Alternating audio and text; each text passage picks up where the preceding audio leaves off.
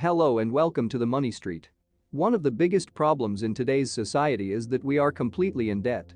And here I am not talking about mortgages, I am talking about consumer loans, student loans and credit card debt. Just to give you an idea of the magnitude of the problem, I would like to show you how much debt the millennial generation has. On average in the US, that is, people between the ages of 25 and 41, according to the latest figures, millennials owe on average around $87,000. This is a crazy figure, and if you think that this debt is decreasing as we get older, well, Generation X, which is even older than millennials, owe on average $140,000, and remember that these debts are mostly what is called consumer debts. They are not important debts like mortgages, so there is no doubt that we have a very serious problem in society. People are highly indebted, and the problem with debts is that they are a modern way of enslaving us. Sorry if I sound very radical with the word slavery, but when you owe money to someone, especially if you have consumer debts that have a high interest rate, you are essentially a slave to that person. By getting into debt, you give up the freedom to be able to earn money freely and save or spend on whatever you want. By getting into debt, you first have to pay interest and then the debt, and then you can have freedom.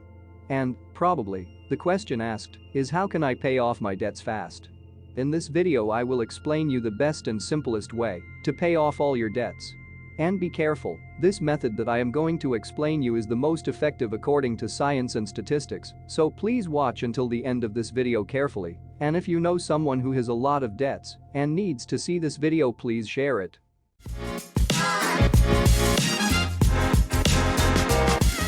So, first let's start with the obvious, but something that people don't do. You have to identify exactly how much money you owe and what the terms of those debts are, and although it sounds obvious, when most people usually do not know exactly how much money they owe and what interest they are paying, and even if they are afraid, it does you no good to ignore reality and lie to yourself. Many people, for fear of knowing the reality, ignore it and pay month to month what the bank asks them to pay. Here you have to face reality and find out what debts you have and how much you pay. In order to proceed, I would also recommend that you find out what other fees the banks and credit card companies are charging you. They are experts at charging late fees, annual fees and extra fees for using their services. Now before we proceed, let me tell you that if you are in serious debt trouble, figuring out how much you owe is going to be very painful, but the moment you figure out your reality, things are going to get better. Believe me, it is going to be painful, and it can stress you out a lot, but it is necessary to know the reality so we can go ahead and start solving your problem. Now that brings us to step 2. We need to find out exactly how much money you spend each month and make a budget. It is necessary, and you are going to have to find out exactly how much money you spend. Without exception, see if you have consumer debt. Chances are you don't know exactly what you spend. Believe me, by making a budget you will be able to identify where most of your money is going, and the best way to make these budgets is to go into your bank accounts and go expense by expense and write them down in an Excel sheet. You will realize little by little how these small expenses accumulate, and you will become aware of your behavior. Then there are also several websites and applications that help you make budgets, but in order to know exactly what you have spent, I would advise you to do this manually the first month. Now that you know exactly how much money you spend each month and on what things, we need to proceed to make 2 lists. A list of necessary expenses and a list of desired expenses. There is a tremendous difference between the two. Necessary expenses are going to be living expenses that you are going to have. Things like rents, transportation, utilities, basic meals and things like that are necessary expenses for you to live on. Then the desired expenses are usually going to be more unnecessary purchases, subscription payments like Netflix and partying. These are expenses that you would like to have, but you are going to have to sacrifice them in order to pay your debts. Here I really want you to be strict and use common sense. If a friend comes to me and tells me that if he needs his Netflix account or to buy an expensive shirt, then we have a much bigger problem here, and it is probably the cause of all these debts. So remember, be strict and prepare 2 lists. One with necessary expenses and one with desired expenses. Once you have these 2 lists with necessary expenses and desired expenses, what we are going to do right away is to cut absolutely all desired expenses from your budget. Let's add up how much money is eating you up per month. This may sound a bit radical, but if you really want to get out of debt slavery, you have to take this seriously, since necessity is the mother of all inventions. If you are enjoying this video and want to be aware of new videos, subscribe to this channel and turn on notifications. For example, if you buy Starbucks coffee with cream and you need it every day, have you ever thought that you can make it at home? Then if you go out partying every weekend, set a goal that you are going to be sober for 2 months and instead of partying go to the gym. What I am trying to say is that you can replace those desired expenses with healthier things and things that do not consume money. Anyway, remember that this is not going to be forever. We have to do this for a couple of months, and if you are really suffering from not spending on desired things, what we can do is that every month you can add a new desired expense, and that way you slowly purge yourself of these expenses and realize what is really necessary and what is unnecessary. Now, the next step is one that people don't normally think about but is very useful. Try to increase your income. When you are trying to save money, the first question you should ask yourself is how you can increase your income.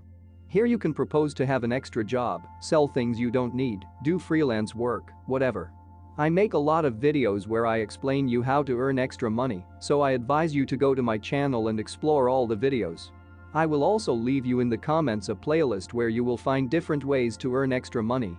Remember that saving money by not spending is only part of the equation, the other part is income, and the higher your income, the more money you will be able to save to pay your debts. Let's continue with the method and let's talk about debt consolidation. Debt consolidation is finding a way to consolidate all of your debts into one debt with one interest rate.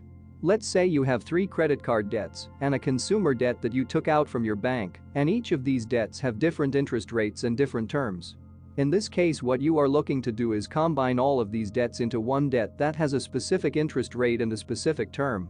Believe it or not, this is something that all banks are interested in doing. The way it works, normally, is that the bank pays all the different debts that you have, and instead of owing all those credit cards or other creditors, you owe directly to one bank with one consolidated debt. And believe it or not, the bank may even offer you a lower interest rate and more attractive conditions for this consolidated debt, so check with your bank or competing banks to see if they can offer you this option.